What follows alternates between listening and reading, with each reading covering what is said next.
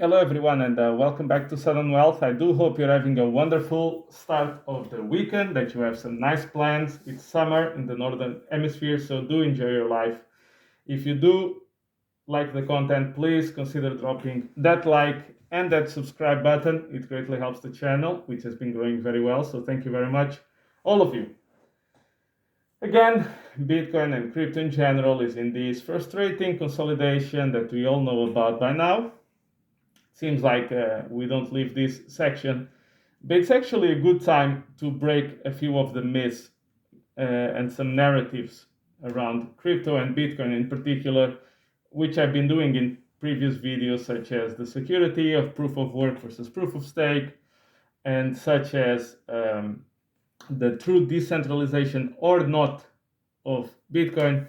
Is actually centralization good or bad for price? These kind of things. And now I would like to address the point that Bitcoin is perfect because you cannot change it, right? We've heard this many times from the Bitcoin maxis. Bitcoin maxis want you to buy Bitcoin. Why? Because they own Bitcoin. So they want their bags to go higher, so they want you to buy it. Very simple, okay? They are no different than the others in that sense. Now let's analyze this statement. Bitcoin cannot be changed. That's actually not true. Bitcoin and cryptos in general, they are socially enforced networks, which means that if enough people who control an enough bigger portion of the hash rate, they can change the rules of Bitcoin. They don't do it because it's not in their best financial interest to do it. Because if the miners wanted, if sufficient miners with sufficient hash rate wanted, they could fork the network, say this is the real Bitcoin, and now the max supply is 42 million instead of 21. That is possible to do. Why don't they do it? Well, because they also care about the Bitcoin price, right? It impacts them directly. So most likely, if they would do something like this, Bitcoin would probably collapse and beyond repair to some degree, in my opinion, which means they have no interest in doing it. It's the same story as, this person owns too much of a company or of a crypto. So, for example, when Elon Musk owned huge amounts of Tesla, people could say, oh, what if he sells his share? Oh my God, it's going to tank the price. Yes, but people tend to not destroy their own bags. See what I mean? Same story. Oh, if Vitalik sells Vitalik and the Ethereum Foundation sell all their Ethereum, they can collapse the price. Yes, but why would he destroy his own project and his own bags? Why would he do it? Anything is possible. Like you can go run into a wall head first. Sure. What if he does that? I mean, yes. I mean, anything is possible. But this is also reflects capitalism to a degree, right? Me and you may not like each other, but if our mutual self-interest is aligned, we will actually work together and cooperate for things to go well, because we have no incentive of um, of destroying each other, despite the fact that we actually may not like each other. That's beyond the point, okay? And this is valid on anything. I mean, Zuckerberg, he can also destroy Meta, sure, if he sells all his shares at once. Bezos with Amazon, sure, he can if he sells everything. I don't know, if you take 2 or 3 of the largest real estate companies in America, they can destroy the real estate market in certain regions. Why would they do it? Why would they destroy their own money? You know, it's a bit like, sure, I mean, Peter Schiff with gold, he can go and sell his own gold or drop it in the bottom of the ocean. Well, in that case, actually, it would be good because you would be removing gold from supply. But in any case, yes, he can sell everything tomorrow. He can sell all the shares in his company tomorrow. The whole thing goes close to zero. But there's a limit in terms of what you can expect based on people's self-interest. And actually, that works quite well, as it has been proven in many industries. Forget about crypto, in many things. My point is, just don't lie about it. Just don't say it's unchangeable. Nobody can change. No, people can change it. So just don't lie about these things.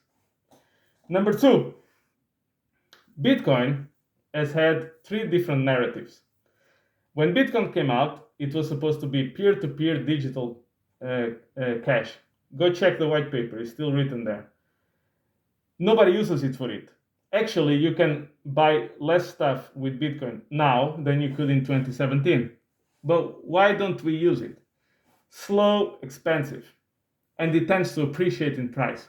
So you don't really want to get rid of it now if it's gaining value in the future. Contrast that with the dollar. The dollar is losing value as time goes by, so you actually have the incentive to spend it now. So it was supposed to be peer-to-peer digital cash. Failed. Next, programmable money. Really? Bitcoin, you cannot program it to do the most basic of things. So this has never came true. So they moved to the third one, number 3, digital gold, which seems to be working. It shares a lot of properties with gold, and I would argue, in many cases, it's better than gold. And when people say, no, gold has value because before it was money, it was a metal, so Bitcoin has no value. Oh, really? Then why can I change Bitcoin for gold anytime I want? Think, right? This is the argument of the people on the gold back camp. Oh, Bitcoin has no intrinsic value. Say, do people care about what you consider in your head intrinsic value, or they care about the price? In any case, this is a different tangent. Now, why is this actually bullish for all of us?